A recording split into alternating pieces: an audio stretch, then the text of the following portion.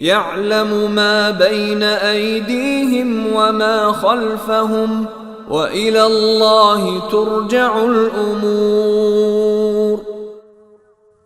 وہ ان کے آگے اور پیچھے کی ساری باتوں کو جانتا ہے، اور اللہ ہی پر تمام معاملات کا دار و مدار ہے۔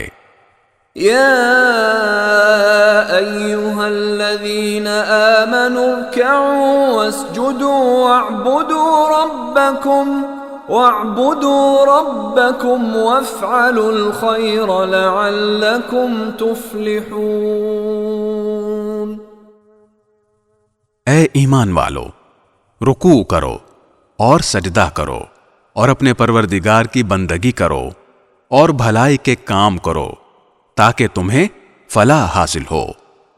وجاہدوا فی اللہ حق جہادہ هو اجتباکم وما جعل علیکم فی الدین من حرج ملة ابیکم ابراہیم هو سماكم المسلمين من قبل وفي هذا ليكون الرسول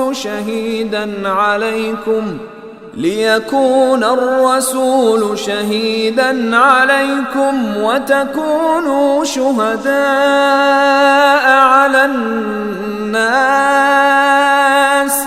فأقيموا الصلاة وآتوا الزكاة واعتصموا بالله هو مولاكم فنعم المولى ونعم النصير۔ اور اللہ کے راستے میں جہاد کرو جیسا کہ جہاد کا حق ہے۔ اس نے تمہیں اپنے دین کے لیے منتخب کر لیا ہے اور تم پر دین کے معاملے میں کوئی تنگی نہیں رکھی۔ اپنے باپ ابراہیم کے دین کو مضبوطی سے تھام لو۔ اس نے پہلے بھی تمہارا نام مسلم رکھا تھا اور اس قرآن میں بھی، تاکہ یہ رسول تمہارے لیے گواہ بنے اور تم دوسرے لوگوں کے لیے گواہ بنو۔ لہذا نماز قائم کرو اور زکوٰۃ ادا کرو اور اللہ کو مضبوطی سے تھامے رکھو، وہ تمہارا رکھوالا ہے۔